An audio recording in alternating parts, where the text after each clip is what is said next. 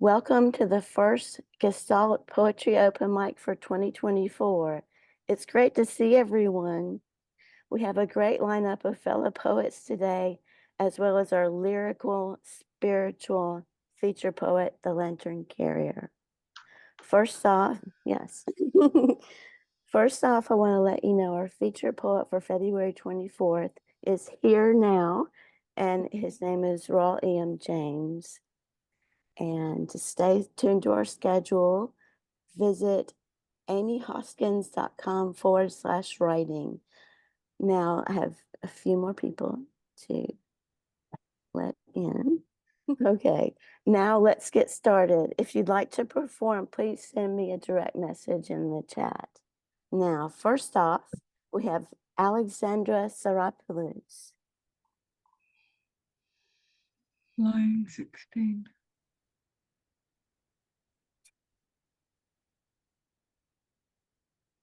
Do they know the throbbing of my aura is shaped with storms and sunrises, raging Titan battles and cirrus waves, asking for exquisiteness? In this microcosm that offers visionless nights, deluding shadowed consciousness.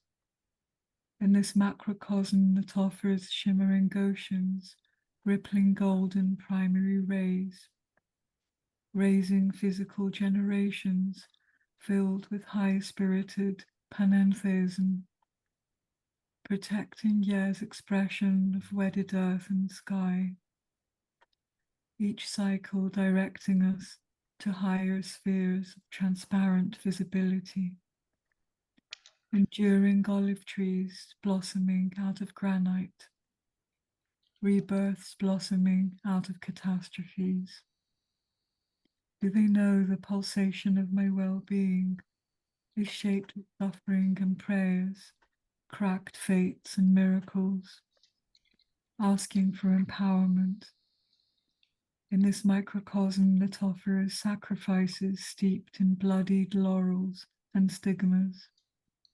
In this macrocosm that offers sanctified healing from etheric vitalizing currents, forming astric generations inside the antecedent Olympian womb, woven by an ancient rotating cosmic nucleus, contracting and dilating, attracting and repulsing, desynthesizing and resynthesizing omnipotent force, authentic cures awakening out of taxing disorders, vigor awakening out of feebleness. Do they know the resonance of my hymns is shaped with chimeras and truths, remodeled longings and wind chimes, asking for harmonization? In this microcosm that offers nostalgic harps from lost treasures, in this macrocosm that offers 7 chord lyres tuned with Apollonian notes, reverberating noetic generations led by Orphic pioneers, by sacred sibyls, by Delphic ideals, in a perfect rhythm of dithyrambic solidarity, in a luminous maturation of our superior selves, supernal melodies spiraling out of clamorous dissension, eudaimonia spiraling out of melancholy. Do they know the euphoria of my triumphs is shaped with steel and devotion, Pyrrhic dances and ecstasies, asking for humanization? In this microcosm that offers unholy acts of hybris, in this macrocosm that offers honorable acts of praise, progressing numinous generations, sharing lightning sword intuition, bearers of prophecies with earthly duties, initiating merging poetry, science, philosophy, politics into one indivisible prototype of unrivaled integrity. Aureate humans ascending out of rudimentary humans, golden ages ascending out of barbarity? Do they know at all the pledge of our flight is shaped with chaoses and creations, perishable and imperishable psyche flares, asking for inextinguishable, omniscient eruptions? Thank you. Thank you. Transcendent, transformative, and your artwork as well. Just so inspiring. The colors, the shapes, everything is so beautiful. I really appreciate you being here and going first. Thank you. Next up, Mona Zamfirescu. Thank you, Amy. One poem called Some Days Like This. Some days like this, soft like a whisper from the world beyond the world. I am running away, running towards, out of steam, in a maze without end. Finally, I stop. The cat always afraid of something I can't understand.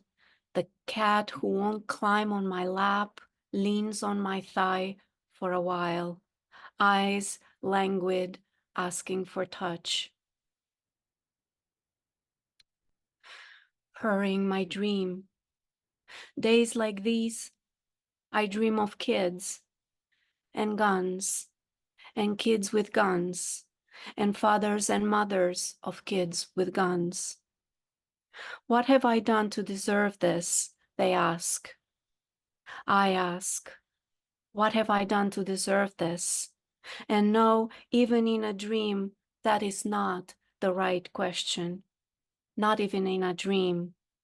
The kids with guns dream too. In my dream, there is the cat leaning on my thigh, still afraid, ready to jump, like the kids with guns. In their dreams, a cat leaning against their thighs, ready to jump. Milk and soup, yes. They put the gun down, ready to jump, like the cat purring their dream. Thank you. Oh my gosh, that was amazing and so current about how we're trying to cope with all the violence. And I really appreciate you bringing that to us in such a beautiful way. Thank you. Next, we have Phynne Belle. Apologies, Amy. Can you put me, I'm sorry, about maybe like 3 people down? Sure, no problem. Thank you. Sure.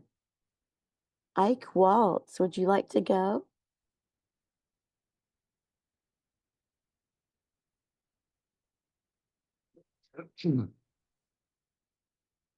Ombra Maifu. In the treasure trove of words, languages, and music, there is the opening aria of the Italian opera Xerxes by Handel, 1738. Ombra mai fu di vegetabile, cara et amabile, soave più, meaning never was a shade of any plant dearer and more lovely or more sweet. Dear gods, all you competing gods visiting my troubled earth, touching intimate souls so profoundly, we are one and none, divided by nature's unrest, lost in history's forgetfulness. And then I don't want to leave you sad. Why should I be mad? What is the meaning of being bad? Just let me end, ever so glad. Ombra mai fu. Never there was a shade longer than the light of a day, shorter than a night, stronger than fiction, as only roses can smell definitely the infinity of that eternal delight. Ombra my fu. Never was made the shade of a plant so dear and loving, even gentler. And all the vegetables I don't like to eat may be forgiven. And all the poisonous strawberries I love to eat will finally kill me. It's so lovely indeed. Ombra my fu. Never there was a shade during my days you couldn't be. Never there was a plant during my life I wouldn't kiss. Ombra mai fu di vegetabile, cara et amabile, suave, più, meaning never was a shade of any plant dearer and more lovely or more sweet. Thank you. I have no words. That was so amazing. You guys, if you want to unmic, oh, that was so good. That was brilliant. Thank you so much. Just brilliant. Okay. Let's see. Is Richard Harris here? I don't believe so. Laura Grevel. Yay, welcome. Thank you, Amy. Good to see you again. I always feel so happy. You're such a happy person. It makes me feel happy. Okay, I'm going to share the screen to show something, if it works. Let's see. Let's see. Can you see that? Okay, great. Okay, so I'll read this poem. The title is "This is Not About Headscarves." 1966. This is me in this fading photograph. It is early spring in Southwest Texas. I was dressed by my grandmother. I'm 5, leaning against the sturdy trunk of a pecan tree, wearing a pink sweater, black and white houndstooth trousers, white socks, striped tennis shoes, and a headscarf. I am not a Muslim. I was not a Muslim, but how quickly I forgot about scarves. In this photo, I am smiling at my nanny, who was the whipped cream of grandmothers. I named her when I was 2 because she asked me what I'd like to call her, grandmother, grandma. I chose Nanny.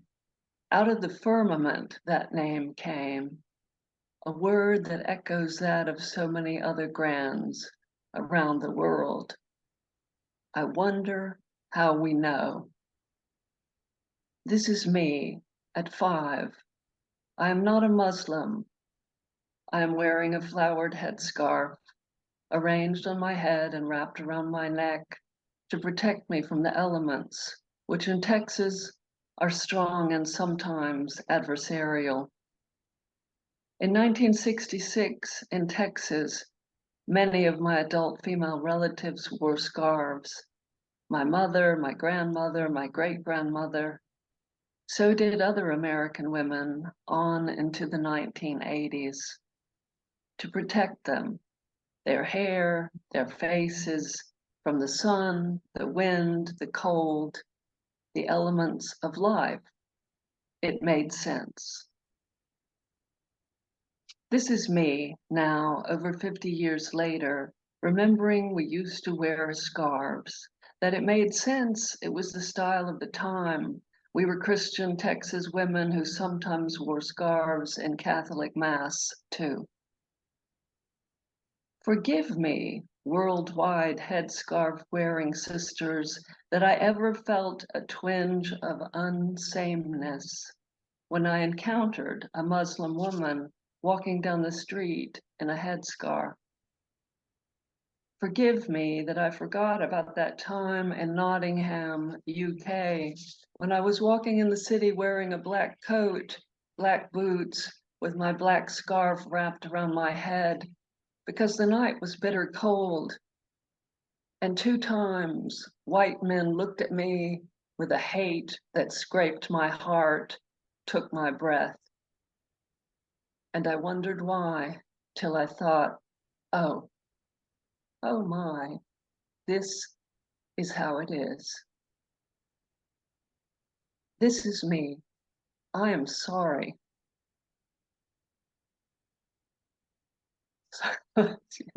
Forgive me, you friends of my daughter, who wear headscarves, you 2 young women who are among the friendliest I have ever met.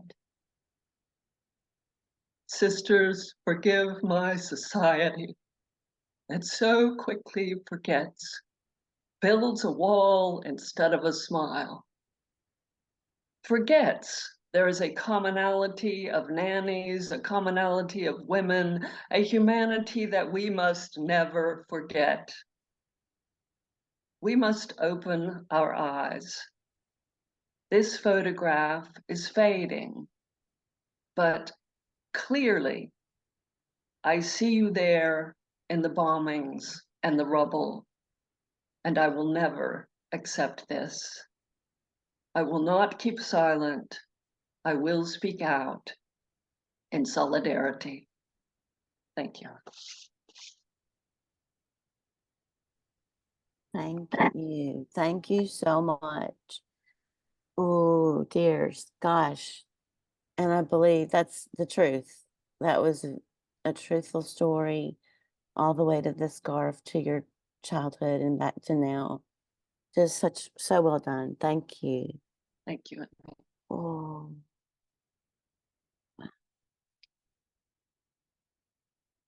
Is Mervyn Deep Cobra Sev right here? Okay. Phynne, are you ready to go now? Maybe? Yes, thank you so much for moving me down. Greetings, Sure. everybody. Thank you, Amy.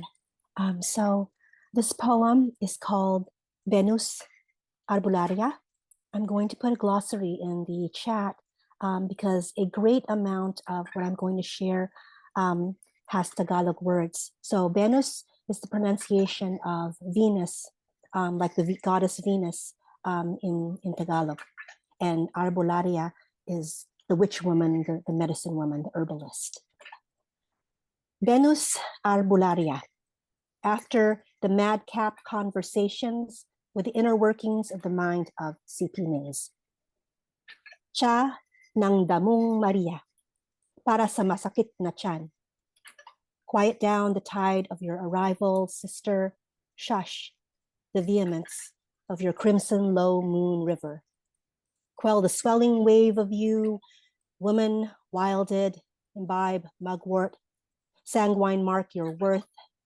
Stigmata formed between your parted thighs proclaim you blessed. Halt the crimson flash flood, cauterize clean. Behold, they'll make a holy woman of you yet. Siya ng damong Maria, damo, dumi. Consume the soil, eat dirt, filthy. Marumi, they say, maruming marumi. Si Maria Santissima Sagrada Sacrificio. Sacrifice her, consecrate her, rebaptize her in their image. Painted over, lily unmarked white to the nave where the vestal hearth altar will not burn for her, will not burn for them, will not burn them, they will not burn for her, they burn her whole, burn her at the stake acclaim, holy commit, immaculate conception, birth of a virgin born upon a latch-trapped shell, snap, shut. Celibate angels will lift a harlot's weight in misdirection, her story awash in fleeting, sea-foamed, brush stroke. History repigmentation done in a heavy hand, done in the shadowed alley, guilt, gilded, golden goaded ratio, the masters, St. Stephen stones, silent, stone ground, cuckold worship. Midnight mass attendance, see a God-man span the sky, extend a groping limb, bar us entry to the glassy heavens of the ceiling, to touch his humanity, to self-pleasure his ego, to fabricate the high holy writ in Sistinian gargantua proportions. The reclining goddess is exiled in repose, body incorruptible, body rose-scented sweet, smiling up at her ambient, drowsy constellations. Listen, a capon crows 3 times before dawn breaks the heavens. Thank you.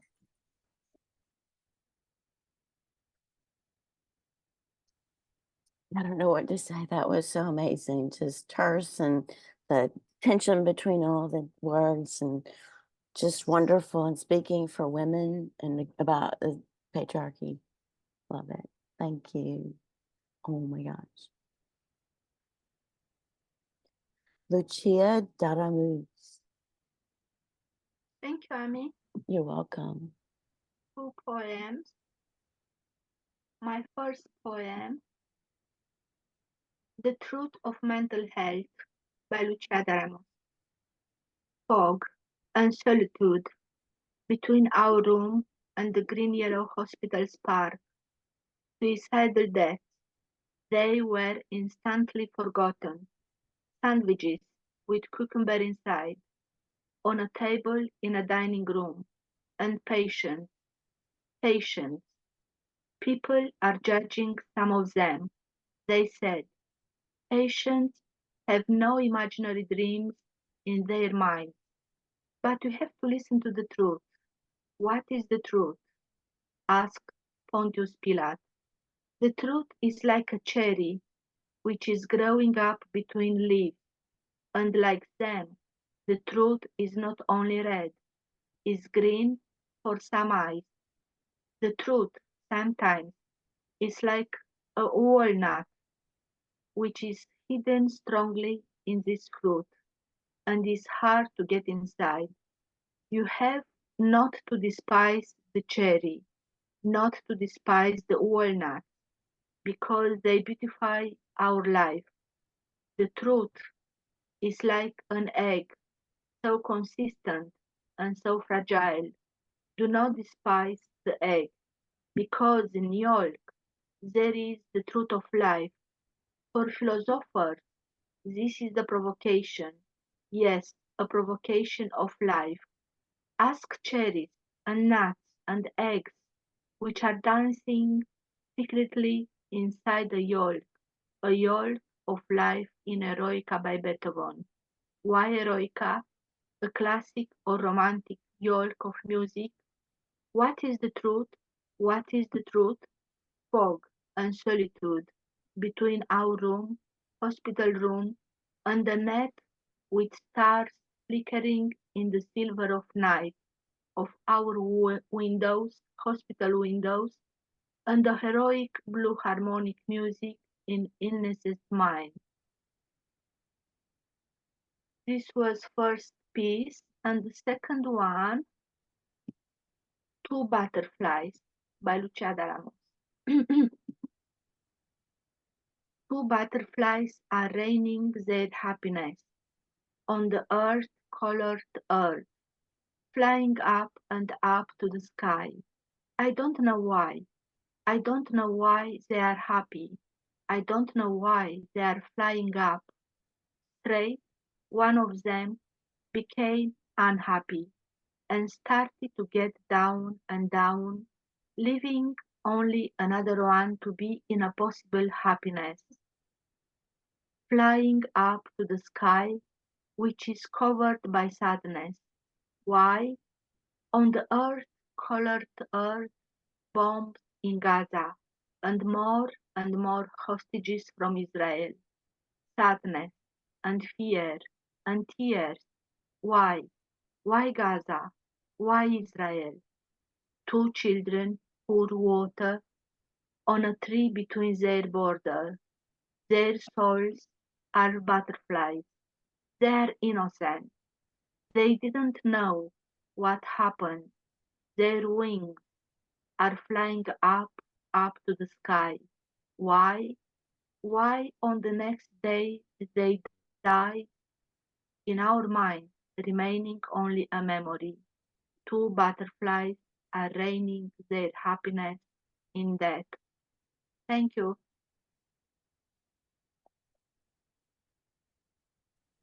Oh my gosh, thank you. I love your perspective and that you're sharing your world and mental health issues. I also have mental health issues, so I appreciate that. And the delicacy of the two butterflies was just so pretty and beautiful. I really appreciate the depth of that. Thank you. Now we have our featured poet, the Lantern Carrier, who I will introduce. He has a long bio, of course. He's very accomplished. I'm going to do a shortened bio. Manatita, a.k.a. the Lantern Carrier, is a published author and poet who has been performing poetry for 22 years. Lantern Carrier is a poet who tries to serve, to bring light, to elevate, enlighten the understanding. He endeavors to reach the heart, to bring wisdom to his pieces, and is a specialist in nature imagery, music, light, color, and dance in their kaleidoscope of different forms. All his poetry addresses the very moods of the soul and the human condition, either in mystical harmony or in separation from its source. And now, please welcome Lantern Carrier. You did this very well. And now my special gratitude to the ever lovable Amy Hoskins. I told her she reminded me of Phynne because in different ways they both have very, very lovable qualities. Others, of course, but I was just thinking of these two in particular. My gratitude also to everyone who's turned up, all these talented poets and avid listeners. And I'm aware of the long list, so I'll start.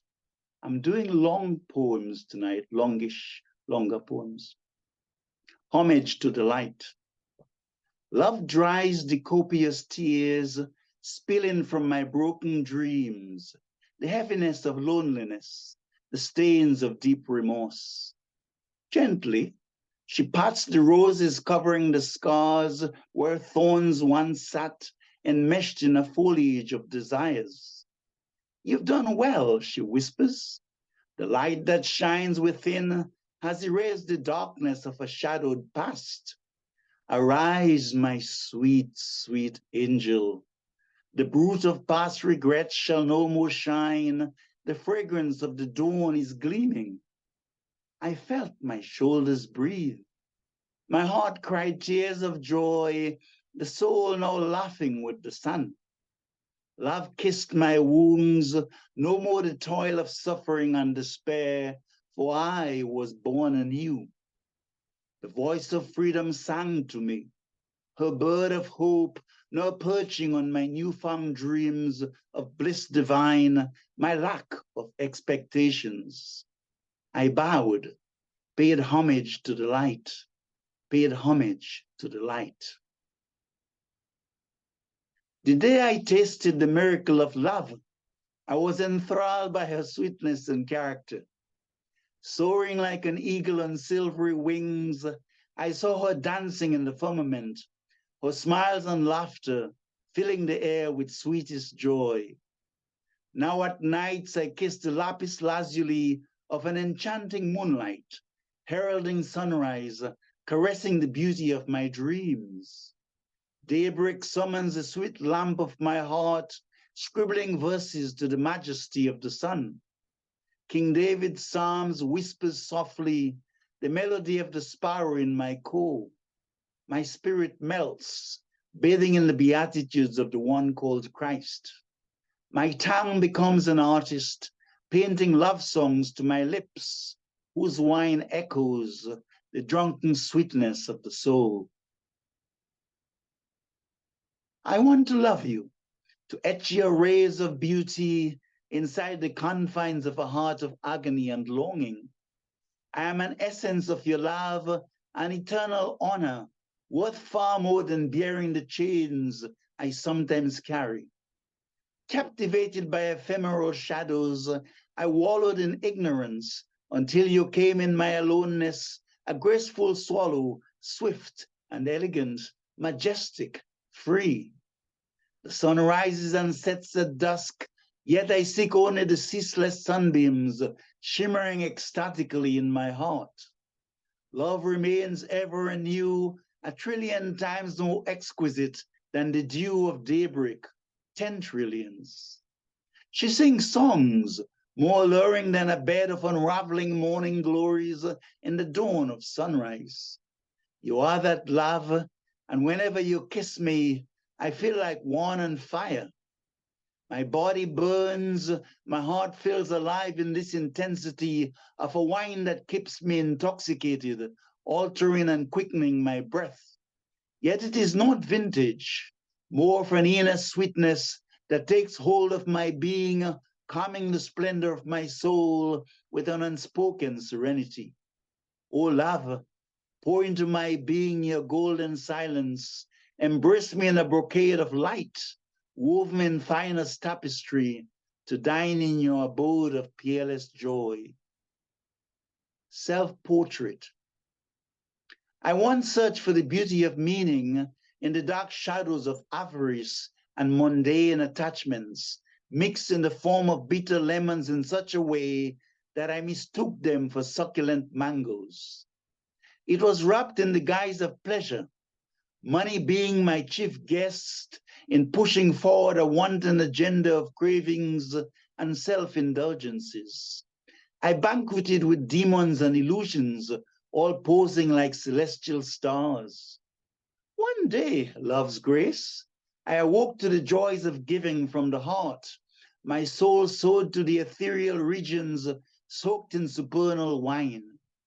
I fed from the sweet milk of paradise, dined at the illustrious portals of its resplendent palaces.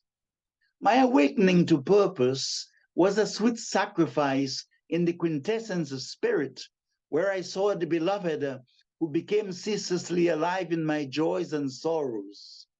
Love became luminous sunbeams, manifesting the nebulae of heaven's glory in the beauty of my heart.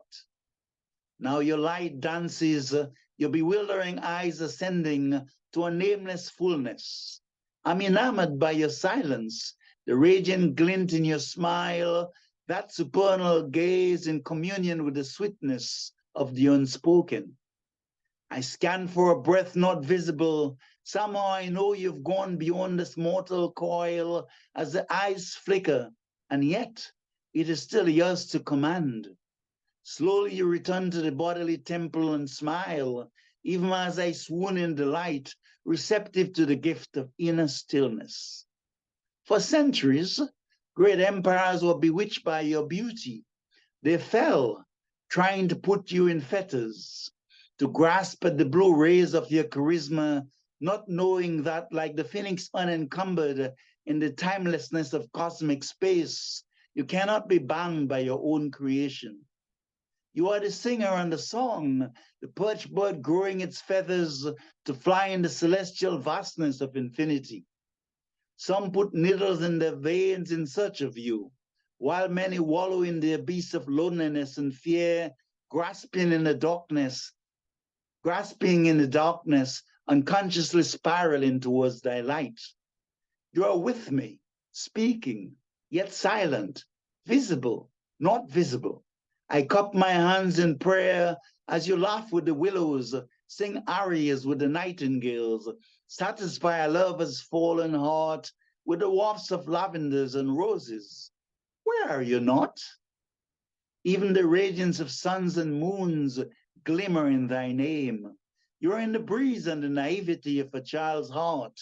You sustain me on the battlefield of life, shed copious tears in the hearts of the downtrodden.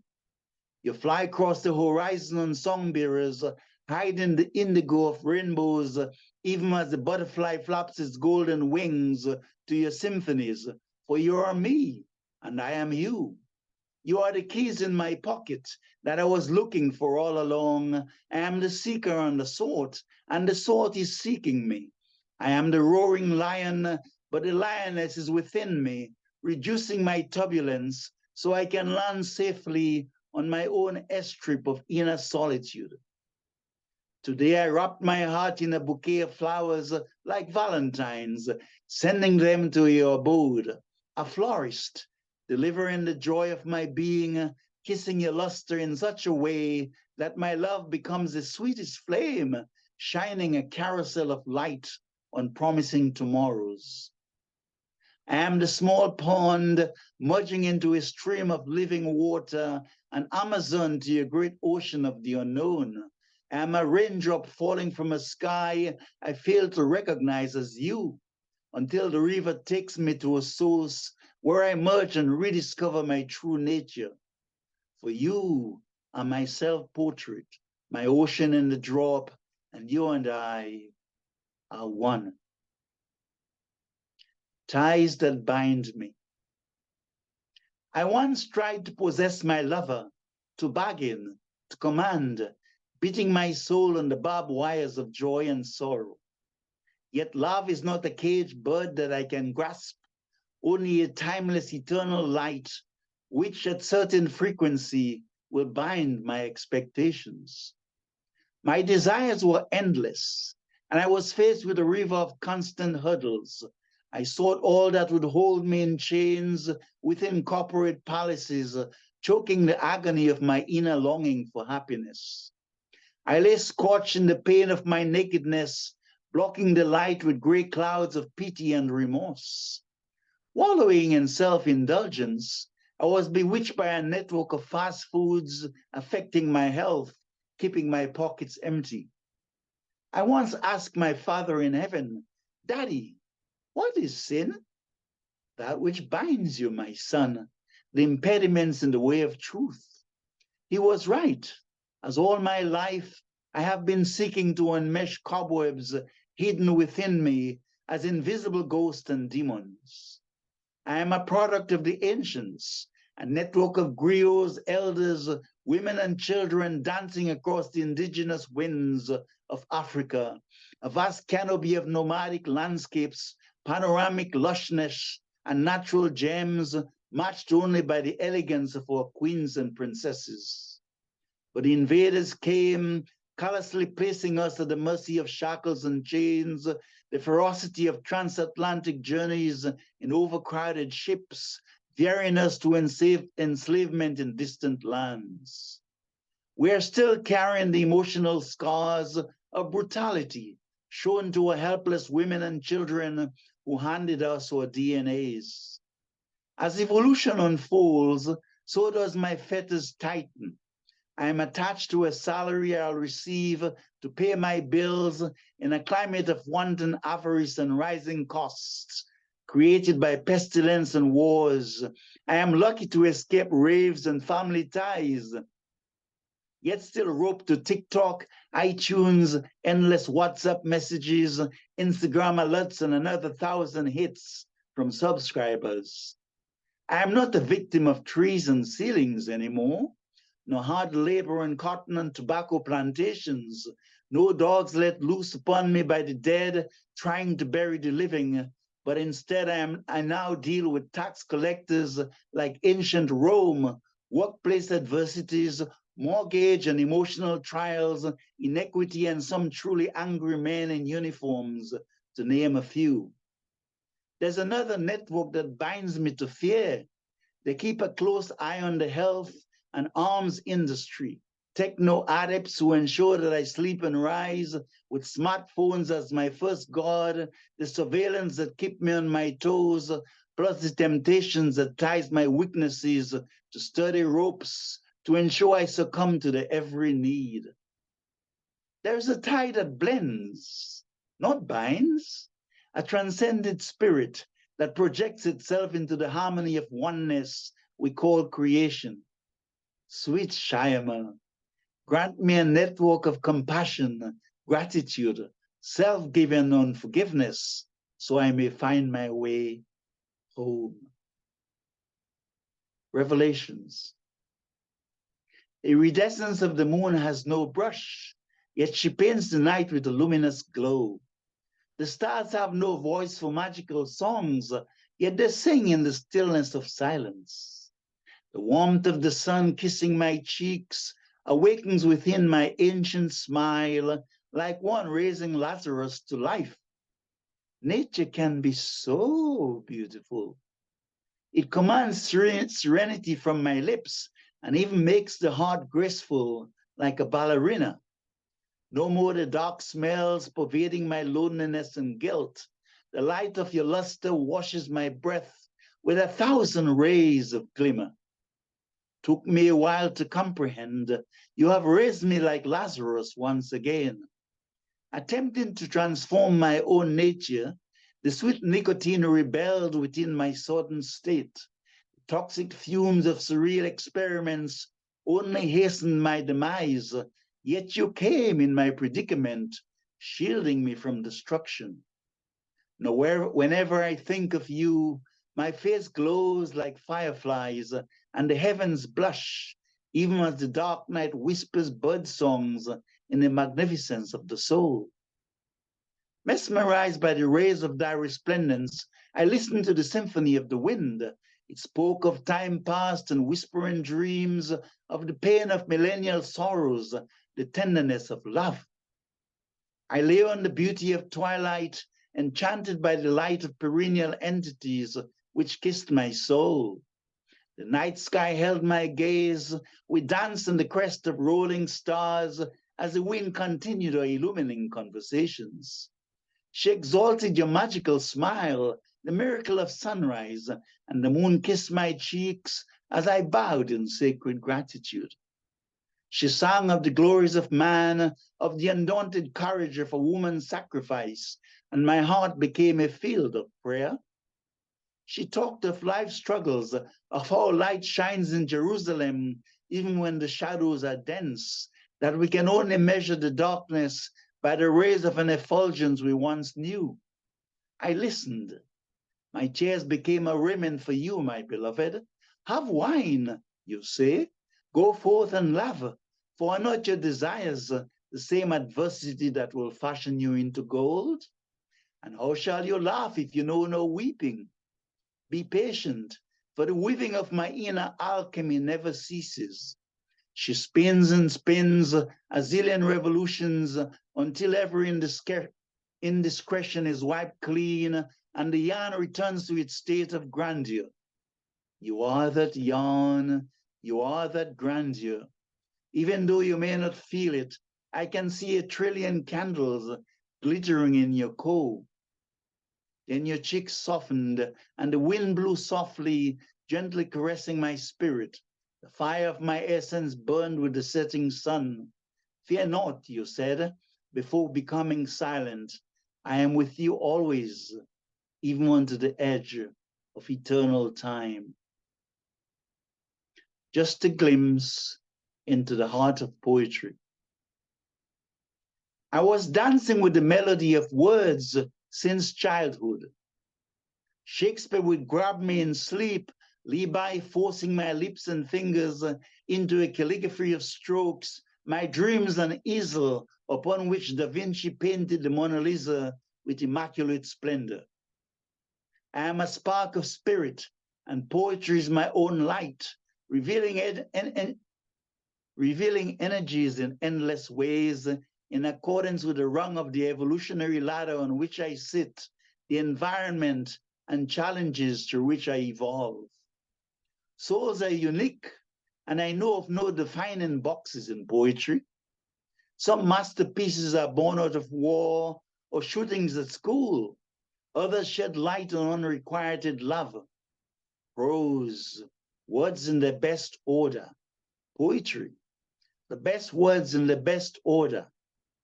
Meaningful lines from Coleridge, yet I see poetry riding on the ascent of the wave's crest just as much as in the graffiti on painted walls. It sings in the voice of the hummingbird and is adorned in a meadow of sunflowers. It is in the charred ruins of chaos, etched in the eyes of the hungry and dispossessed. It is in the silent hush of stillness and the lyrical delivery of eloquent words. It is in the heavy yoke of emotional traffic and the silence of despair. What determines good poetry? Life is a ladder of many rungs, and few, if any, are on the same rung.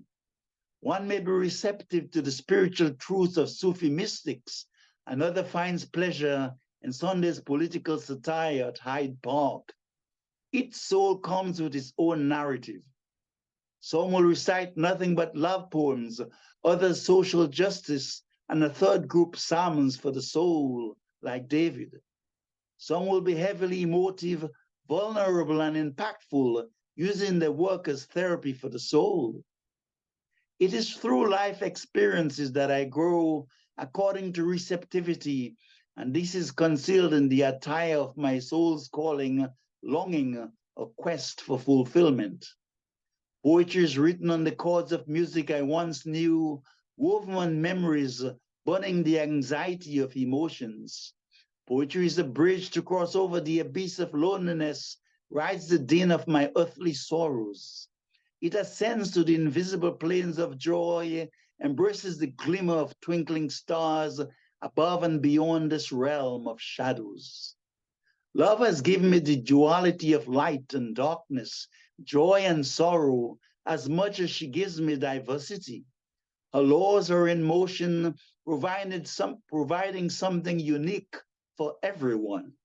She lingers on the tenderness of words like fine wine, yet so like a phoenix merged in flight to the static crest of rainbows and horizons. I want to trace my words in your heart so that in time it unfurls like magnolias, embracing this world with light and beauty. To see the golden glow in the darkness, even as Orion fades or fails to emerge. I want to have a glass with moonlight, my intoxication so complete that we become lovers, she kissing my heart with her radiance, even as I become drunk with sweetness, repeating incessantly, more, more. Memory has its place in poetry, yet its eloquence lies in the audience emotions, how each heart unfurls like roses to the light and passion that it conveys through this cosmic vortex of unspoken love. Are the words engaging? Do they flow like a running stream? Love held me intimately on its bosom, licking the toxins of my burning wounds.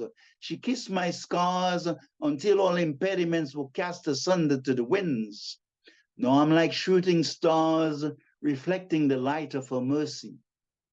Poetry, like love, acts within, manifesting without, and my lips, my voice, intonation, or diction are but conduits to convey the freedom of my soul, a divine spark of a higher love, ceaselessly longing to express itself in this self-transcending journey.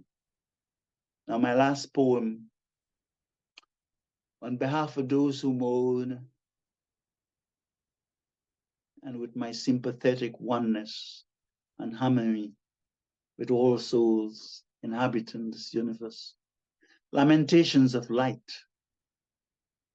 I weep for the living, the copious heart too covered in the snow of avarice to hear the myriad wails of souls crying in the wilderness for justice. The lobbyists, those trading in arms and natural resources in whose dollars of lust lies the destructive volcano. I weep for the naysayers, those that manufacture merciless flares, lighting up the sky so powerfully that they invoke a judicial response from Mother Gaia. The truth benders, the interest groups seemingly dead, kept alive in the dark clutches of ignorance. For love is merciful, kind, and compassionate, and those who portray loving deeds in life will be merited in the afterlife. The living dead lost in the forest of shadows will awake in the traveler's lodge of sorrow. For karma works with cosmic law, balancing the pendulum. On this ceaseless wheel of eternal time we come, dance with love like a heavenly actor, then we leave. Our blueprints may include numerous gifts and talents, many virtues and creative geniuses still waiting to unfold. Yet in this mystery, sometimes difficult to comprehend, the master calls and we must go, however unpleasant the circumstances. Who can claim to know the ways of paradise? Love uses us in its own inscrutable ways for transformation. Although we may grieve our dear ones gone, they are neither dead nor sleeping. On the Elysian wheel of time they travel to the soul's sacred bliss of an illustrious realm within. No farewell, for if you listen closely, you will hear their voices in the songbearers' melodies and the bouquet of flowers paying homage to the various legacies. The moon and stars will shine like we do with family and friends, even as love welcomes them in the golden shows of the unknowable. Let us listen to the hummingbirds as they recite psalms for their contributions, say how amiable they were. The swans will waltz to the poise and charisma, for the energies affected many, their vibrancy, nothing but a conduit expressing itself in this earth arena.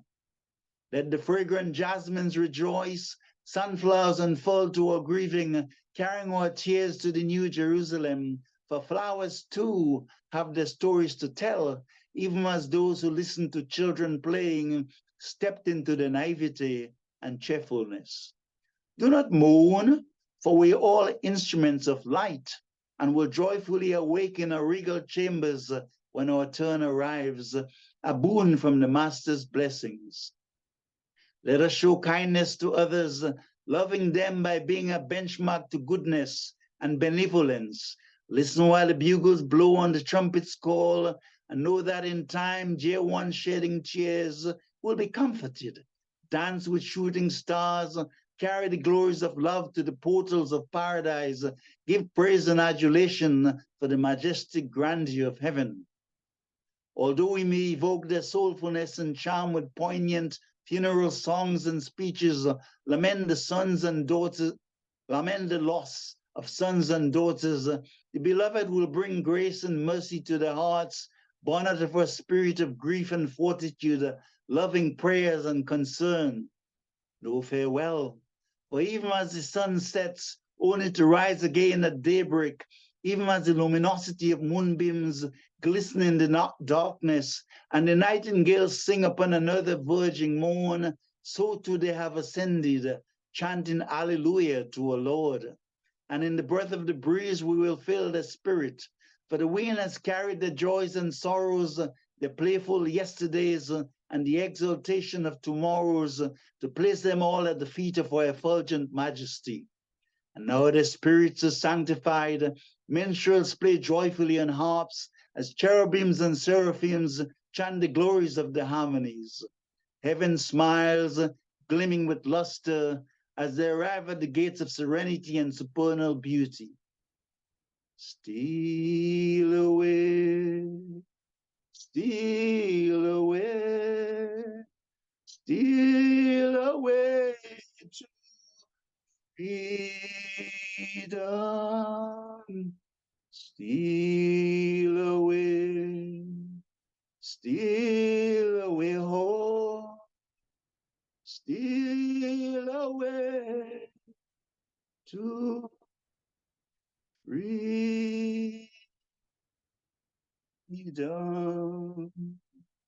Lantern Carrier, thank you. Please unmic and let's celebrate Lantern Carrier. That was so educational. I'm transformed into more joy than I brought here. That was amazing. Oh, wow. Thank you. Thank so you. much for your light and your wisdom always. Thank you.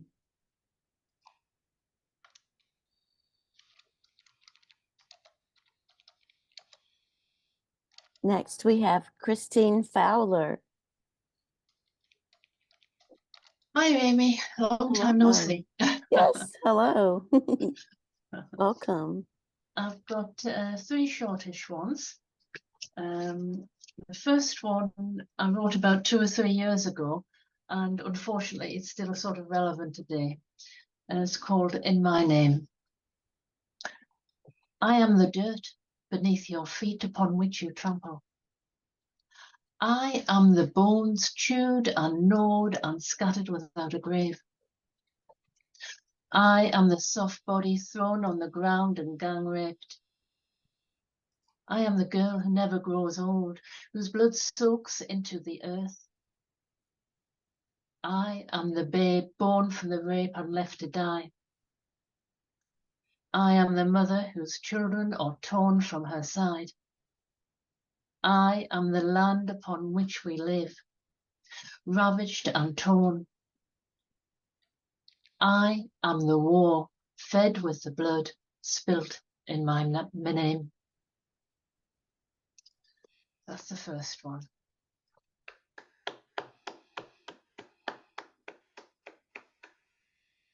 The other two I wrote this week, actually. This first one I wrote last Sunday. I was sort of lying in bed late, as you do on a Sunday morning, and thinking about, what was I doing and, what did it mean, really? And so this is what came out of it. How do you avoid life, is what it's called. Do you read yourself into oblivion, hide in stories of make-believe, whiling away the hours, avoid the light of day, submerged inside a cocoon of blankets, staring at the page or screen? Or do you stare into an empty glass, the taste of alcohol on your breath, drowning in its spell? Or does the hamster wheel of work fill every hour of your days, your brain numb? Addiction, in every shape or form, no thinking aloud. Failing to act, you turn away, lost in wasted years until death arrives. No decision needed any longer, as your body systems shut down one by one. This is the one, completely change of tack. Can't leave everything all miserable. And it's, in a sense, it's about age and looking at differently, really. I've called it Age Does Not Deny Desire. She leans over. Breasts like apples hang from her chest. Her hair drifting down in seductive waves, stroking my cheeks, causing my heart to flutter, disrupting my breath.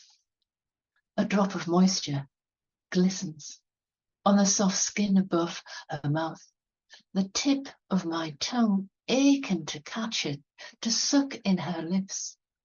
As I drink the moisture from her skin, I reach up, my arms capturing her, ensnaring her body as I am ensnared. Thank you. Thank you. Very powerful. Thank you so much. Thank you for being here. Thank you. Oh, sure. Next is Richard Spisak. Thank you so very much. It's an honor to be with you all. So many fine poets. Amy, thank you for this. Lantern, amazing as always, brother, always. I have two pieces for you. This first one is called Wonderful. Sit down, be still. Does it offer endless thrills? Place your feet still on the ground. Then what special measured pleasures you'll have found. Loosen limbs, relax the mind. Oh, then what subtle joys you'll find. Yet, even sitting calmly in our place, it isn't just our minds that race, spinning on our little earth, whizzing through the sky since birth. Our little earth spins all around at an incredible 1,000 miles an hour, we've found. And it's not just that it's spinning fast, it's tilted over 23.4 degrees at last, half past the quarter hour. So watch the breeze around your knees that ebbs and flows. And while the earth spins around the sun every 24 hours, but every 23 hours and 56 minutes against the starry background, it has a far faster power in it. The spinning of the earth is slowing by tidal sloshing, gifting, lifting, laughing, splashing, and now we know earth spins at about 1,670 kilometers per hour. And while we're grinning, but compared to the Earth's rotation around the sun at 107,000 kilometers per hour, it's quite a dawdler and will never be winning. And that double spinning goes all along to calculate other motion. Won't be wrong.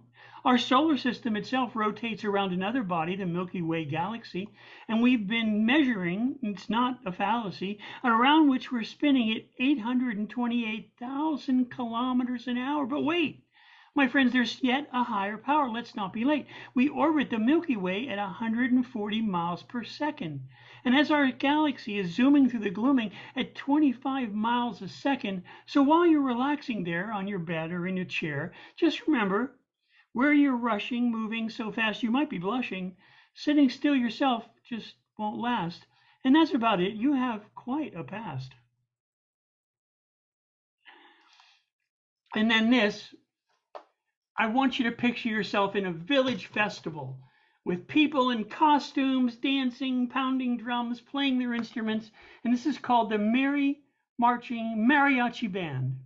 The mad mariachi mambo line danced through the village tillage, so syncopated, keeping time. The claves and kalimba sounded loud and clear, stopping from time to time so the children could hear. The entire village joined in singing like a choir. The retired accordionist at the drugstore lamented he'd sold his squeeze box just last week, after he was fired in a late night tweet. The marimba and triangle player knew each other very well. They were once neighbors and shared a background. They knew each other's secrets and yet wouldn't tell. Timbales and bongos were the first to pass, and it was remarked that with their fevered, fervent pounding they would never last. Two upright basses followed at a little distance. They hated to follow anyone keeping time. They were quite resistant. The percussionists were all independent-minded. They kept triple-tonguing 16 notes in 6/8 time.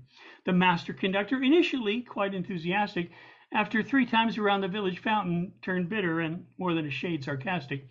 The trombonists, who were in it from the very beginning, marched off in their own direction. They were determined to be winning. The clarinetist and oboist couldn't come. They had no clue. They were feeding peppercorns to polar bears in the Midtown Zoo. 10 timpanists followed closely on a flatbed truck. If you expected them to march with kettle drums, you'd be out of luck. And a coven of kazooists were enthusiastic. And the crowd at the bowling alley on unison roared as they passed and in one voice shouted. Those guys were pure Harry Potter-esque magic. And the town's steel drum band met them in the new skating park, where they often met to jam from pre-dawn till after dark. So celebrate, my friends, celebrate.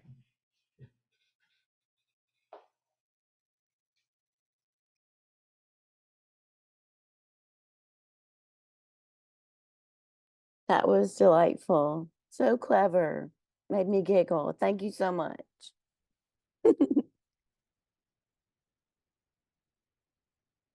Now we have Edith Blackbird. Welcome. Hello, Godmother. This is Edith. I'm not showing up my face today because I have a little pain in my face right now, I guess. Have a surgery recently, but that's another story. Just to let you know, everyone is invited to join me also at Lenguas. We have an event every month, and we're gonna have the next one on February, the 3rd Saturday, I believe, or the 11th, I'm sorry. It might be very soon, for sure. And we have everything there in the chat box. I will put everything, the link to follow us, and also to get into our tickets and, maybe participate if you want to join us. Every language, every art, and every culture is, welcome here. And as you may not know, but Amy was the one that kicked my butt to start doing this beautiful, this beautiful space for you, that we offer, Martin and I, to all of you. So please join us. So this is celebrating that part of our life, which is Lenguas. And thank you again, Amy, for hosting this beautiful space too, and helping me with my own project. I'm presenting you this poem, which is part of what Lantern Carrier did for us last Lenguas event. And this is our community poem we all created at that time. So this is Nanai. Nanai. I strove through mountains and valleys of mine. At the peak of my despair, I find this first self hiding. No matter how all the mountains are. They see and feel the word's pain. Such deep. Nanai, nanai, nanai, to relieve pain. Please, just let it go, let it go. Don't suffer in the rain. Please don't corrode, don't suffer the strains. Please, hope for tomorrow, just a little bit. Unleash it down the drains. Please, please, just please, please embellish yourself in life's glow with me. Here, destroy those thorny inner chains. Please do, yes, you, and you, and you. Hey, hello, yes, you can do it. Tú también. No solo tú. Your suffering isn't in vain, I swear. Please cherish your unique halo. There is no need to strain inside your domain, please. I beg you, remember, querido mío, that life isn't hollow or shallow because you exist here with me. Nanai, nanai, in a parade of poets, we went up the flanks of the Andes, passing our pain and the cocoa, chocolate, beyond the topography to the astral plane. Ah, sí, ¿verdad? From which we can shine down our godness and the goodness of everybody in the nine, sana, sana, sana, sana, sana, sana, colita de rana, que duela hoy, pa' que no duela mañana, querido. El dolor es el hermano no deseado de la felicidad, que hasta ella misma sabe que sin él no existe, porque el contraste is the real thing that makes all alive, everything so real. The mother who wake oceans of forgiveness on our rings and the runes. Nanai, nanai, the mother of compassion. Me, nanai, nanai, nanai, nanai, nanai, sings me, nanai, nanai, nanai, nanai, me. She sings me her pain and the love and the heritage, because the nine colors this bird the right to be here for each child. Down, fly with the bird, child, fly high, away with your innocence, untouched, fledging wings, curious bird, innocent, sing-songs carriers, tatter-pin feathers, wounded, just a little bit, wounded, bird soars, always soars, spirals down, but with the compassion and the nine, sana, sana, the ancestral tune. The winds wake you, the winds take you, will take everything you feel for, and you are suffering because nanay, mi amigo, fine thermals, be warm as you rise, as you bailas y bailas en el cielo you used to stare at. Thank you.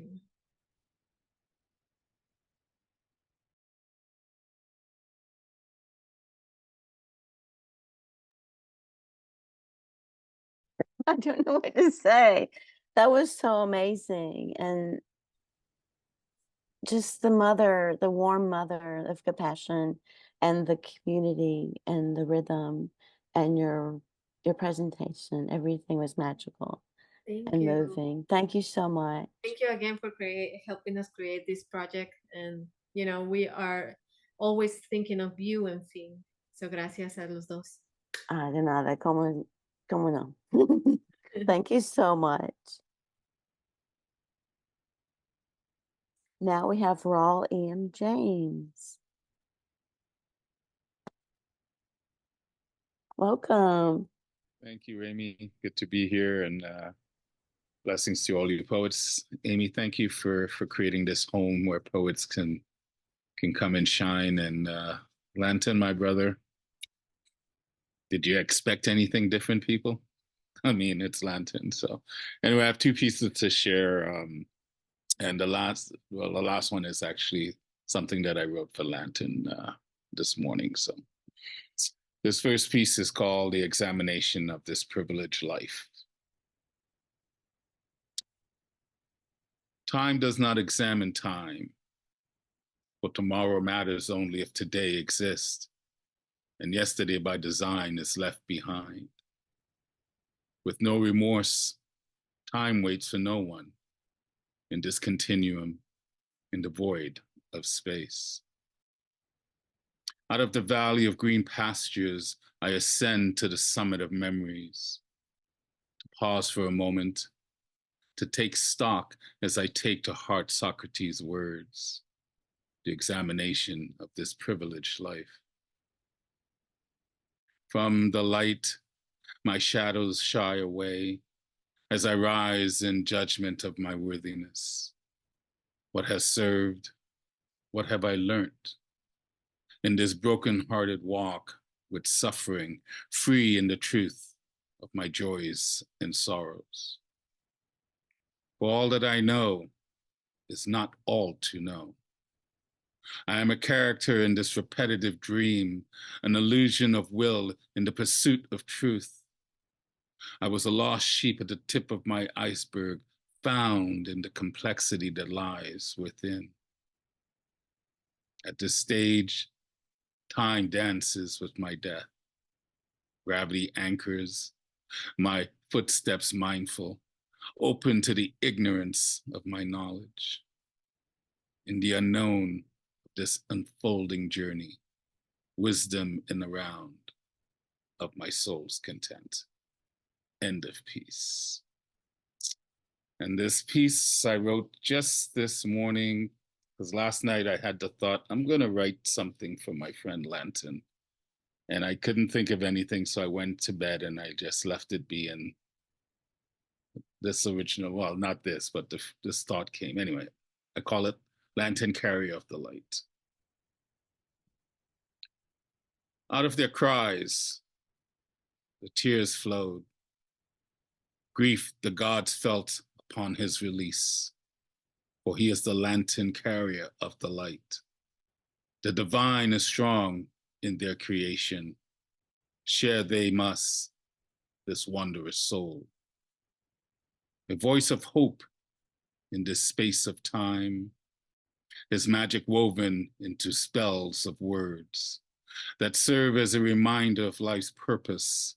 Every breath is drawn from a noble origin in a peaceful flood that calms the mind.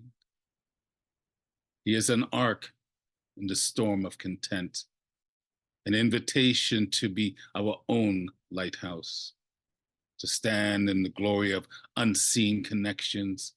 Like a life preserver in the torrid seas, our sensibilities cling to his every word. He is a gentle kiss of the night's embrace, a blanket of warmth in the mind's dream. Our fortune favored by his gracious heart that beats the rhythm of beauty and grace. For we walk in the time of Lantern Carrier. End of piece. Blessings, poets. More wisdom. Thank you for the shout, my brother. Thank you so much. Thank you. More wisdom, so beautifully presented and solid, grounded self-reflection, that inner dialogue. I've been thinking about the inner dialogue a lot lately, and that was just wonderful. Thank you. Looking forward to your feature next month. Now we have Therese Craine Bertsch. Thank you. Oh, you're welcome. It's been great. I have changed the poem I'm going to recite 10 times. So anyway, I just finished all of my rosary poems, and so I'm going to read 2 mysteries that come toward the end, and they're a little bit different. So this is the coming of the Holy Spirit. The ripening of the seed within ignited for the work of our communion. Stark, empty, darkness, nothing, awkward. Frightened, sorrowful, nothing, nothing. From my burning desire, a spark of light begins to fill my inner being. I see a translucent state in my friends, while at the gate hundreds await. What had we to say this day? Nothing, nothing. Then a slow rumbling accompanies the light from the ground of my being, seeing each of us engaged and still the rumbling with nothing to say. The wind encircles us. We gather close together in our fear. Is it him? Is he near yet, my son? Standing afraid to be alone, forgotten are the promises and encouragement not to fear. But is he near, really? We gather together, waiting for direction, but only the wind and the light within growing ever brighter. Nothing, nothing. Now, music like a celestial choir within, then fanned by the wind, rising as tongues above us afire. Throw open the door, console those who await some meaning. Now they are seeing the fire resting above our heads, and my beloved spirit whispers in my very being, move ahead. A fusion of power in our confusion. We lead each other out the doors in response to the crowd's question that somehow now reside in our very being without seeing each of them. Are we one body? They came from distant lands and we understand their language, transcending those words now heard in our body. Is the divide repaired? Is atonement complete? Celebrating in songs and hymns, now we pray out of nothing. The unsayable is heard. Consoling, instructing as we make our way to a new day, a new birth, our mind, body, and spirit respond now through embodied speech. And now we teach and celebrate in songs and hymns that something more within each of us that gathers us as one and leads the way. Jesus raised in celestial splendor calls for the great surrender to love. Now together we open the gates inside where this spirit of love resides and guides our being, seeing with eyes that transcend the clamor of the mind, that hides the storehouse, embodied language, our true perfection, with the light and wind showing us a new direction. The love we shared and brought to birth will one day raise my being from earth to share my life and strengthen each of you to calm your fears and guide you to our celestial home where you will never be alone. I am your mother. Will you pray with me? And the next mystery, the last one, the Assumption of Our Lady. Blue. The sky passes through my being, seeing put aside for new eyes, blue. Breathe now through the universe. Endlessly we rehearse, preparing for eternal cosmic splendor. I surrender the ever-present union of my body, mind, and spirit, coalesced intact in communion with the Trinity, my destiny. The divine benevolence wrapped in my humanity, entwined in flesh through love. Can you see love's incarnate gaze and the ways our love gave birth to our Son, blessing the earth and each and all to end the division of the fall? Caught up in love, no fractious split in time and space, no place for Eden's disgrace. One, only one, deeply together we are one. Division torn asunder, now consumed in awe and wonder, blue. Now grace flows through, unending, stretched across the splendor of the cosmos. Yes, and each and all of you alive together, a standstill filled with deep and silent wonder. Eternally, I ponder the flowing out to each beyond the breach to earth. Encourage, inspire circles of personal and global relationships of ever-expanding love. I give, we give, no passivity. We see your need. Blue.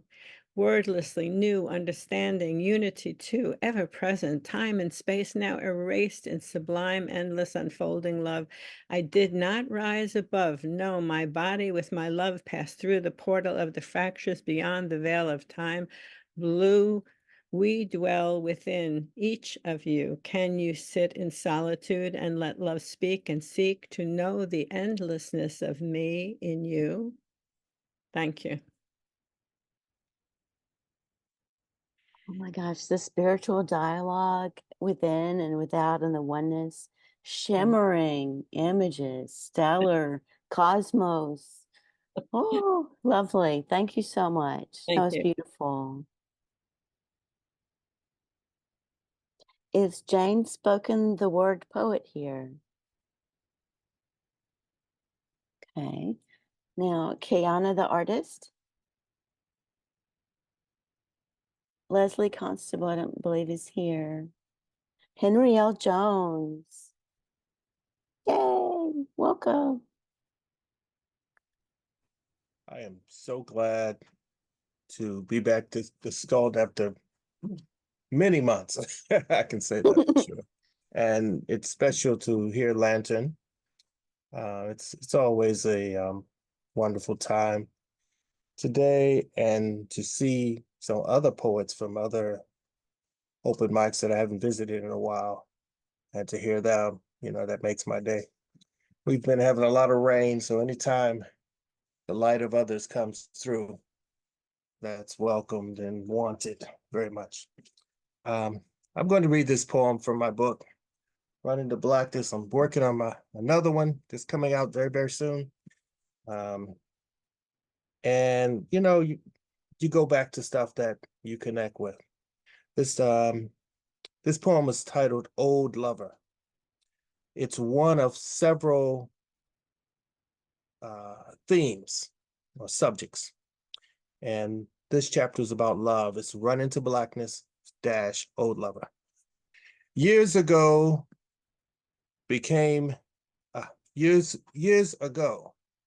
Java became my true love. Once breast juice filled my bones, now the caffeine steals my marrow, making my legs too brittle to run. I sip the hot, bitter swirl as my chapped lips kiss the cup's edge. China doll brings her mouth and massages my tongue. She silences me with her thin index of dipped red and opiate eyes. Her face is in my cup.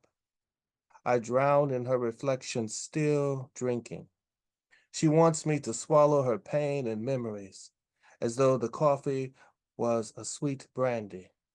Just smile in her face with lies, keep my soul in a cup, confined and trapped.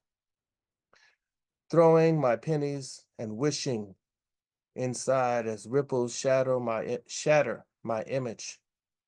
I became lost, forgetting the lover who drained my passions and sweat, then poured more coffee, leaving me dry, a brittle, awaiting more Java.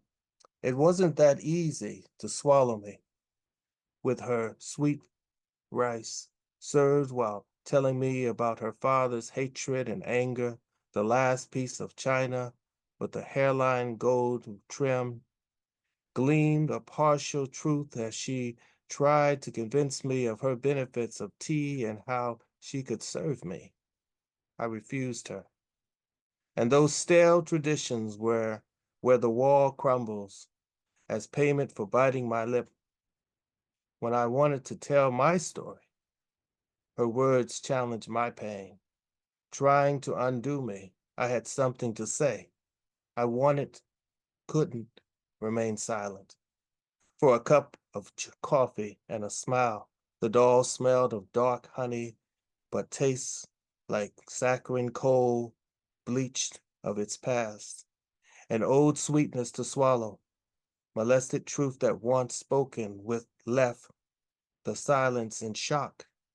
I simply looked, a gaping mouth, awaiting more words and images to fill my mouth while drinking, and remained silent and trapped, listening to her as she tried to recall all the details. I caught her tears with my cup as it emptied to improve the flavor, stir the memories again, and keep her close to me. With a new home for those tears, brewing the flavor, this didn't stop her from lamenting. I needed to clear my head without you, China. I have my own bread and plate. Take away your ancient heart. My hands are full of the many crumbs from my mama's cornbread, made from the dripping sweet oily meal clinging, trying to hold on just like we are trying to hold on, still in my heart with every beat, as hard as the black skillet which burned that bread. Even as a child before the corn, she fed me her words and milk together, while teaching me how I drink my coffee black to remind me to stay strong, to speak when needed. You see, my love, tea can't do that for me. Thank you. And then I have a poem for Lantern. I was inspired. I've heard this brother many, many, many times in places, and he is a light. It's titled To Lantern. As I stood in darkness, lantern shined his light. Then I could find my keys, which I dropped.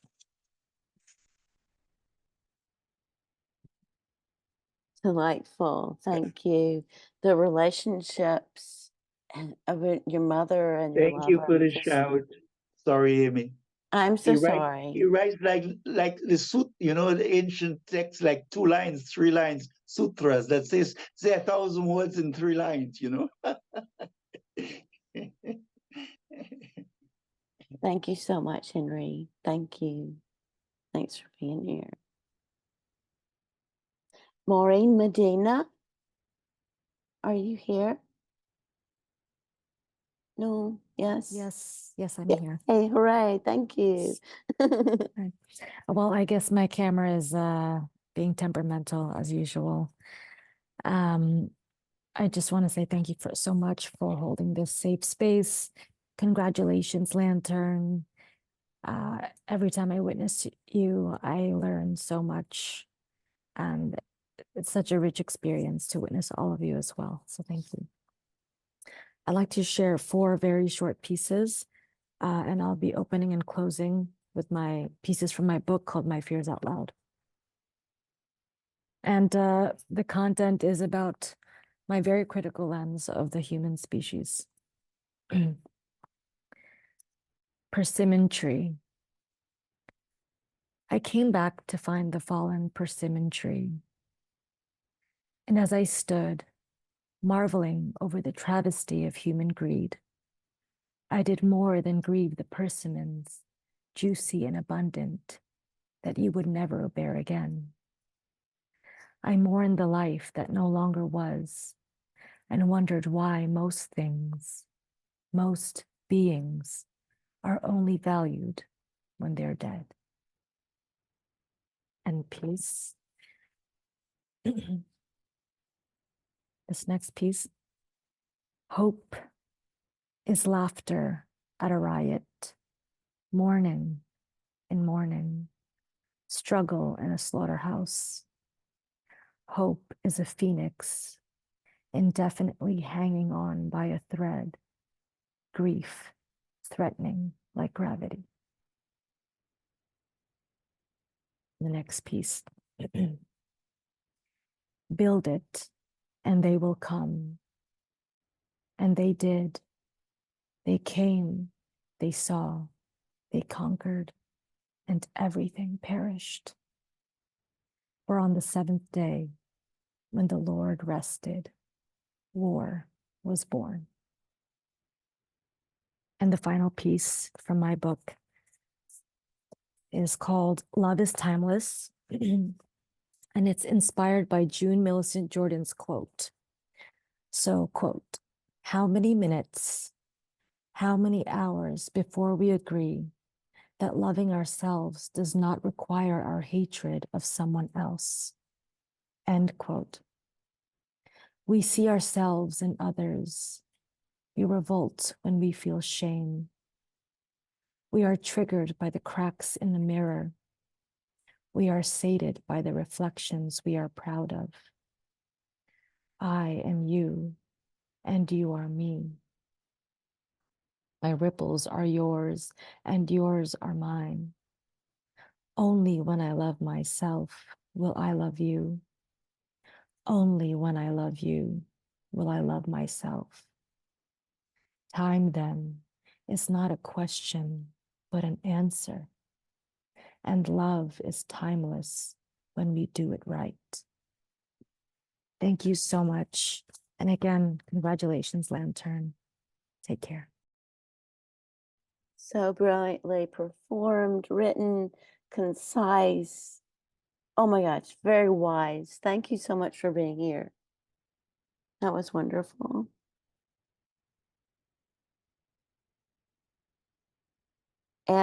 Eddie Foreman, Ed Poetastic.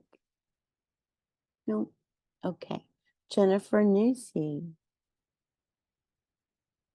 Clive Oseman. Welcome. Hello. Okay, I'm going to do something completely different as always with me. I'm going to do two. The first one is my latest Amazon review, which I'm having great fun with. I don't know whether this one's going to be accepted yet because I only sent it yesterday. And this is for a light bulb, or to give us its full description, the Belle Lighting Compact Fluorescent BLD 18-watt 4-pin light bulb. I'm going to be honest in saying that when I first bought these light bulbs, I wasn't expecting much. 18 watts? Huh. I'm old enough to remember when you needed at least 150 watts to be able to see how ugly your family were. So 18 watts sounded like something you would get from a pretty standard torch. I don't know if Watts has been working out in the gym or taking steroids, but the transformation is remarkable. These bulbs have 4 pins, which I guess is 4.5 watts each, though the one top right looks particularly muscular, which may explain the shadows. Not Cliff, though. No light bulb could explain him. I was stunned when I switched it on. I was wearing sunglasses as a precaution, but even so, I was dazzled. I saw lots of dust that I hadn't noticed before. At first, I thought my sunglasses were dirty, but then I realised they didn't have any lenses in. I think 10 of these bulbs would be sufficient to illuminate Wembley Stadium as long as the wind was in the right direction. Marvellous. Spiffing. The future is bright. So that's my review of some light bulbs. And this one, as some of you have heard, it's relatively new, and it's based on whatever you want to call them, captions, subtitles. I mean, the captions on Zoom can be quite hilariously inaccurate sometimes, especially when you've got an idiot like me on here talking nonsense. And I often watch the news I often watch the news on BBC with the subtitles on, because obviously it's live and sometimes it says things that are quite amusing. So that's based on that, and it's called When BBC Subtitties Go Bung. My name is Skive Snowman. I am a poet, chameleon and Tory seller from the wet piglands, po-faced in Klingon in Wiltshire. Recently, I've buffered from blighter's cock, so I forced myself to write something, anything, to release myself from this torture for the good of my genital health. After all, it has been suggestive that fighting is as good as therapy. This is the result. It's not likely to be one of my greatest hits, not by a long fork, but at least I'm getting worms down on paper, which is half the battle. It's not a poem, but a brief, naughty biography. I started writing poetry about 20 years ago, but didn't start reforming until 2014, when I started breeding at open mics. Breeding in public was awkward, for a sly introvert as I was back then, but now I'm keen to breed anywhere I can.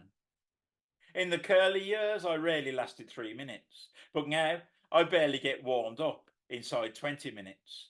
Indeed, I've done a one-man show lasting 75 minutes on humorous occasions. That takes guts. I called the show What If They Barf at Me, and many people did. I also write fash friction and snort Tories, which is a weird thing to do. I am the co-ghost of a broken nerd night, along with Licked Shovel. I am not what you'll call an additional poet, nor am I a glammed-up chameleon. I don't blunder lonely as a clown or write about Stafford Hills, and I don't tell typical jokes or reel off bemusing one-liners.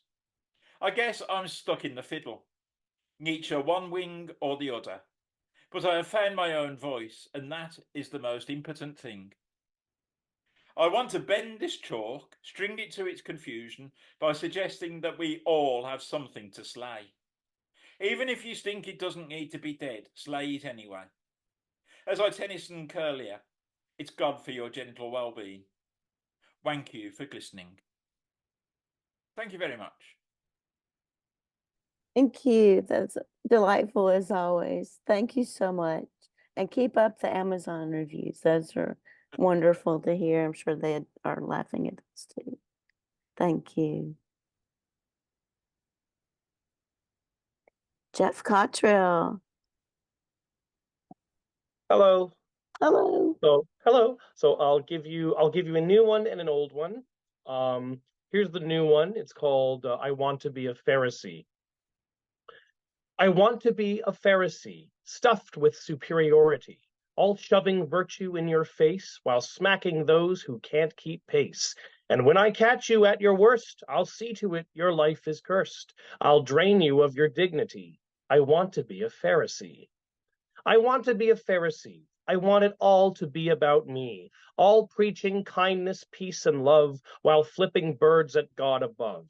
And when you make a small mistake, I'll burn you at my virtual stake to purge you down to purity. I want to be a Pharisee. I want to be a Pharisee, eternally seeking blasphemy, all praying loudly in the square to show the plebs how much I care. And when you act against my rules, I'll cast you out among the fools and bask in my conformity. I want to be a Pharisee. I want to be a Pharisee, well soaked in pure hypocrisy, all wearing goodness on my sleeve while stripping those who don't believe of all their will to live. And when you tell me why I'm wrong again, I'll nail you high upon a tree. I want to be a Pharisee. So that was I Want to Be a Pharisee. That's the new one.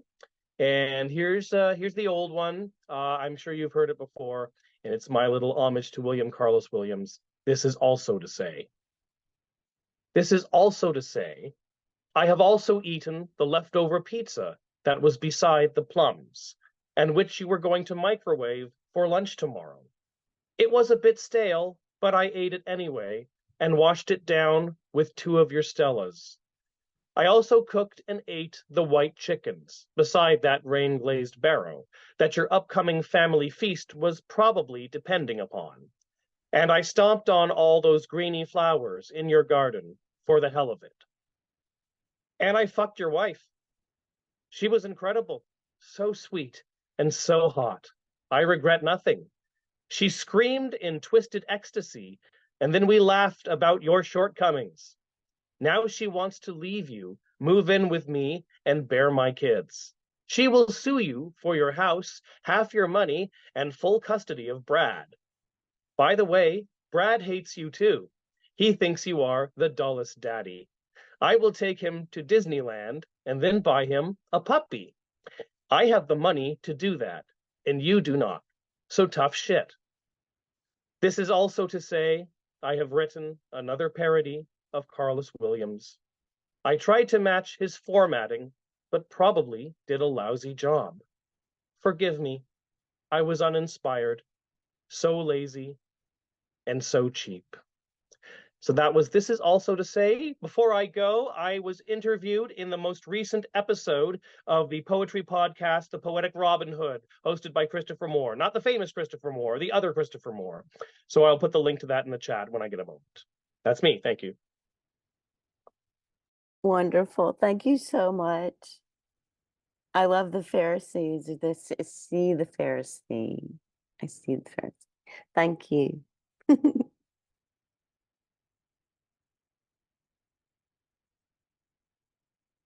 And Phynne is not here. He wasn't sure if he was going to be able to make it. So Encanto, are you here? Oh, he was here. Okay. Tessa Matiella? No. Okay. Linda Wlodyka. Did I say it correctly? Yes, it's No. close. Wlodyka. Wlodyka. There we go. Yeah. Thank you. So it's been a pleasure to listen to everyone. Thank you, Lantern Carrier, for hosting. I felt like I went around the world and back listening to all that. I'm going to read a poem I wrote recently and then a poem from my book. So the recent one is Days Infinitesimal Tiny Bodies. And the quote is from Veronica Ross as a prelude. It's strange how time can make a place shrink. make its strangeness ordinary. Sunrise unzips another dawn, days infinitesimal. I count time in hours, minutes like a clock that ages this ragged world. If all clocks stopped, would I know of time and its essence? I imagine time standing still like the lives of mannequins and storefront window casements of uninhabited businesses. Sometimes clothed, often naked, their posture is unhuman-like, bent in erratic, eerie positions, while their vacant eyes gaze endlessly, focusing on nothing, complexion flawless, figure slight. A purse dangles from a wrist, ready for an outing, a date, a chance to escape this window's prison. Another wears a wristwatch, not set to correct time, a convenient denial. Time is just a construct to manipulate history and human activity. Sundials, an ancient time teller, clocking the days passing, seems an appropriate alternative. Sundown zips up another day as dusk fades to black. I watch night's stars flicker, a comet soar, an orange moon appear from behind a mountain's crest, a falling star. I ignore time and its passing, revel in the black sky, the illumination of fireflies, their ability to create light within their tiny bodies, never bowing to sunshine, married to the night.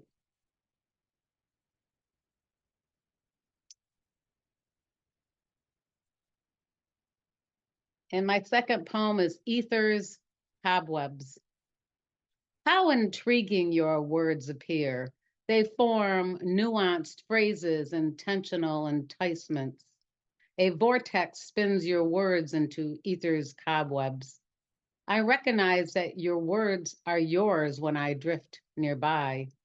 Ether knows to reinterpret your words into an intricate language, one of hope, song, sun, moon, twinkling starlight. The strength of my soul echoes its response, a coherent transformation and existential wonderment. I readily accept fantasy's invitation, time travel. I want to discover causation, explain anomalies, share it with you. One soul cannot endure this alone. Wrapped in silk, enveloped together, we travel unknown stratospheres. Thank you. So well crafted. Oh, your images are so crisp and inclusive. Very good. Thank you so much. Thank you, Amy. Oh, you're welcome. Thank you for being here. Anjy Williams, there you are. Welcome. Here I am. Thanks, everybody. The title of my poem is God's Promise. The beautiful colors the rainbow brings hold a promise that God will keep. No more rain will I bring, foul would be the fate next time. One by one, they filed in the ark, no more land will they see. Cries came from outside, please let us ride. We'll become Christians if we can come inside. No, no, you would not listen. God told them, no more talking will I do. It's time to chasten you. 40 days and 40 nights, then it rained without stopping. When the water did recede, the olive branch the dove did bring. The lamb began to sing. God promised no more water will it be. He flung the beautiful rainbow for all to see. Red is his passion for us. Orange's vibrance brings us from the dark of night to the light of life through Christ. Yellow shines sunshine bright, like Christ's light shining through the night. Earth so green with life anew, the color of water so tranquil and blue. Christ, we have new life in you. Indigo, the color of kings, gently wrap its loving arms around the throne of Christ. Violet is his loving bliss. a spectrum created from a teardrop, a promise so gently painted in the sky, reminds us that God's promise will never die, nor will he ever lie. Thank you. Beautiful. I love the colors. It was so beautiful. Thank you. Thank you. Wow. Thank you. Is Tyrone Stokes here? Okay. Diane Ward. Welcome. Hello, good day. Hello. Thank you so much, Amy. I know I requested a spot late. Thank you for finding the time to include me. And of course, the wonderful Lantern Carrier leaves you speechless. As I wrote in the chat, you always have to read his stuff later and meditate because there are too many gems. Hits you too quickly. You can't absorb them all. I'm just going to read one piece. Like Therese, I kept changing pieces 10 times too, as well. I'm only going to read one piece though, for the brevity, for time's sake. This is a piece I wrote for consideration at the Singapore Poetry Festival last year, and it was accepted. And I think it's timeless because it has to do with displacement and transition. And so I'd like to share it with you. It's called Nesting Straw. I have become like a nesting straw, wind-blown, sought for as a building block, weakened at times, though still functional, useful and rehabilitated, for each avenue has climates. I am malleable enough to provide comfort. I have become more than nesting straw for others, now realizing the strength of fibers and strands, the strength imbued by faith and promise, by an ability to withstand disappointment, disappearance, and choices that are not viable, otherwise, so not real choices. I have become a building material, sagging and soaked, resilient yet fragile, steady and ready, reliable and let's not forget, pliable. I have become nesting straw, fading, frayed, contorted, and exhausted. Still strong in some areas, weakened in others, useless to some, useful to many, brave and resourceful, less blending in belief of others, unfolding, refolding, collapsing. Nesting straw. Not necessary, yet necessary, with temporary usefulness, whether torn or discarded, repurposed by others. No one knows how many times pieces are freely used, baited, and finally prohibited because it's the intentional fate of some nesting straw. I am malleable enough to provide comfort. Soothing replenishes each fiber, each strand ready for the next nest. Now each attempt wisely saving for eventual self-purpose, someplace, somewhere, sometime. For I am nesting straw, and I grow in knowledge, cemented by each structure I build. DMW. Thank you. Thank you, Amy. Thank you. Oh my gosh. I love that metaphor. I love that metaphor. That is wonderfully done. Thank you so much. Thank you. And now we have Nayma Chamchoun. Did I say that correctly? Close. Yes. Thank you. Oh, I'm going to thank you. share two pieces. First piece, Diluted. I do not believe, as my grandparents did, like my parents believe, but as my children don't, though one believes. Losing my Moroccan, defeatedly dwindling, gradually ebbing away, until one day no one will remember Moroccan in the family. My name is of the motherland, like my children's, their children's, maybe not. The children's children will have names that nobody asks about.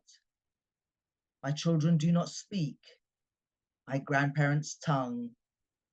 Will my own Darija flee from recall, overpowered by English?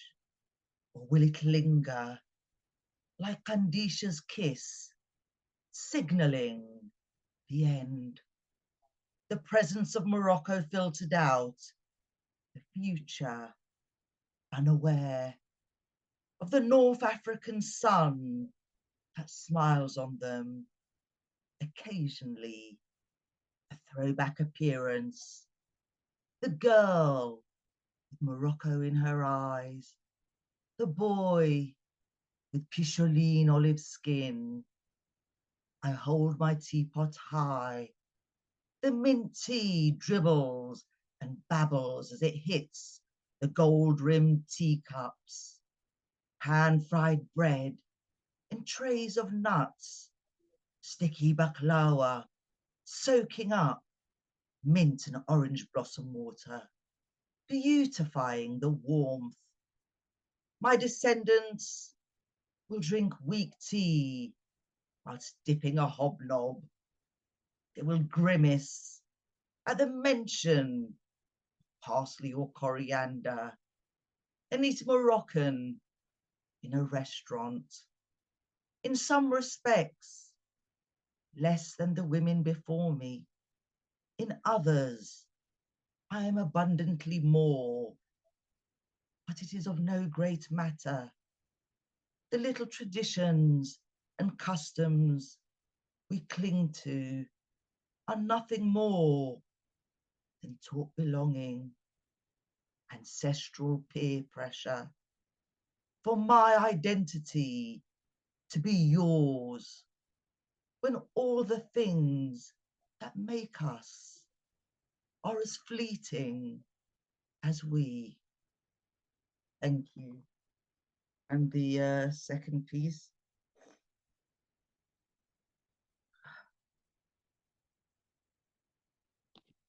Woe betide. Woe betide the land that stays hand in hand with and for the corporations who trade in exploitation. Woe betide the command where the layered withstand the cold in their homes, monitoring the ohms.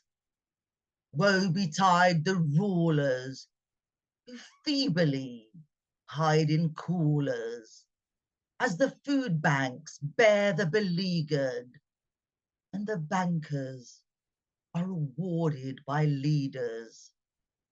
Woe betide the wolves dressed as sheep who impose the choice of eat or heat, playing economic roulette as the stakes soar, foreclosure notices on the mat by the door.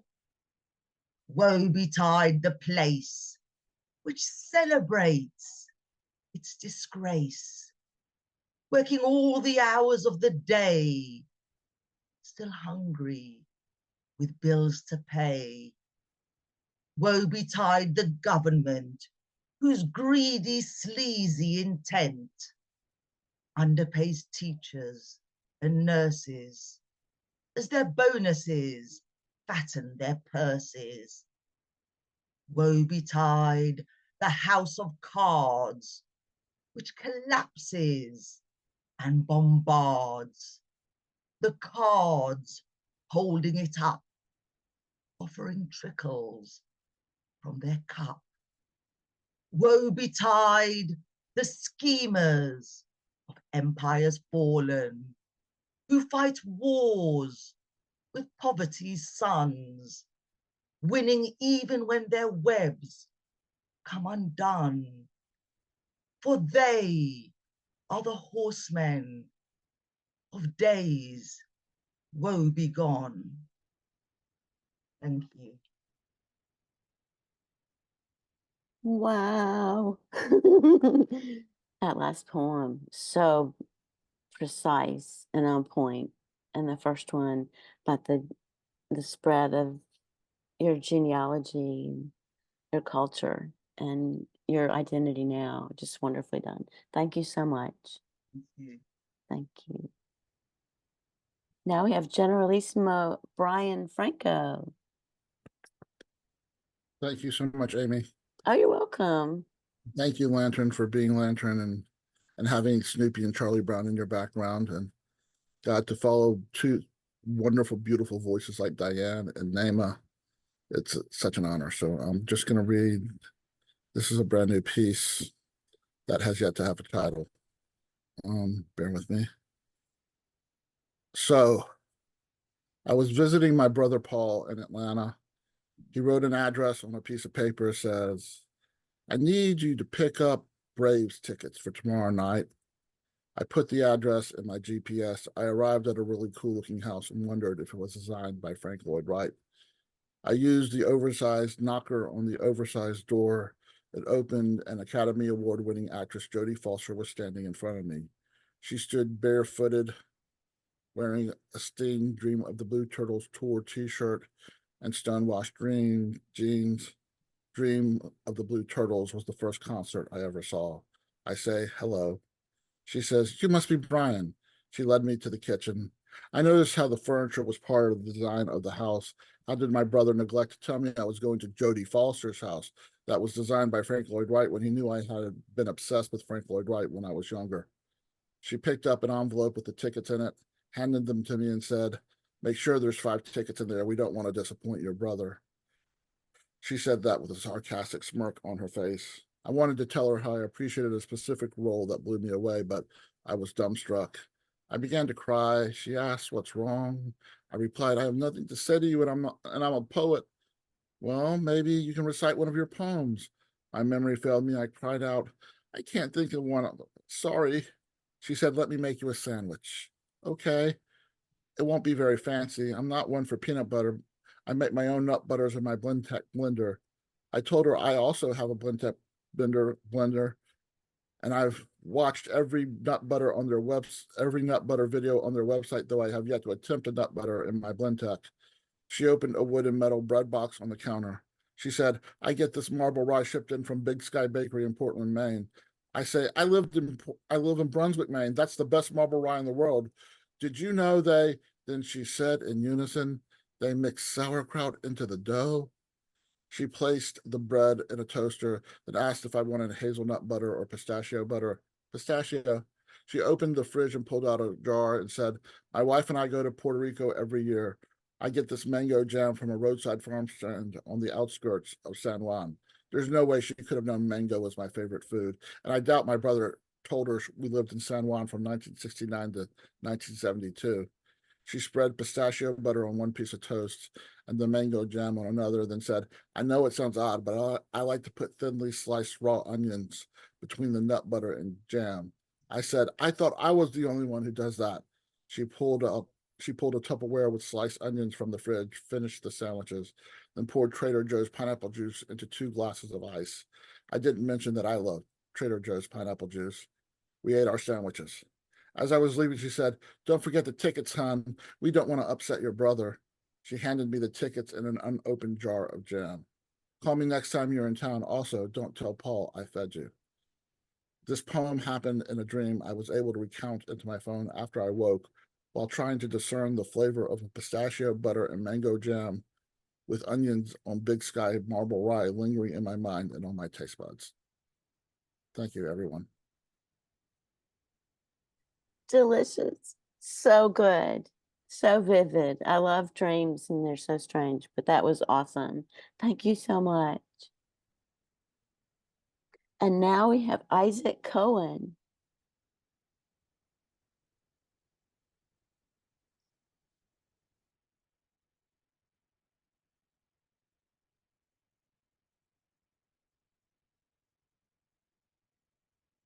Are you there? Can't hear you. Yes. There you go. Welcome. Yes. Yeah. Dear Amy and dear Lenton Carrier, Lenton is my teacher.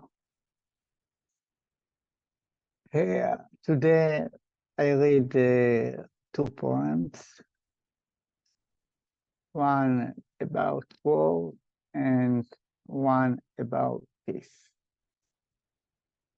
The one dedicated to lost souls of Nova Nature Party in October 7, 2023. As a Cohen, the pure souls. Souls you climb up to catch the minutes of culture. The music sends you to freedom. The vandals stop the voice of youth and send you to the grave. And second, wait a minute. Peace. This poem is to my father, Victor Cohen, that because the war, I can't go to the south of Israel to see him. And maybe soon the break of the fire and I can't go to see him. As a Cohen, peace. The dove at grains of tranquility that I dispersed in the world and flew to foretell peace. Thank you, Amy, and thank you, Lenton Carrier. And I call something, bring the kidnap that many days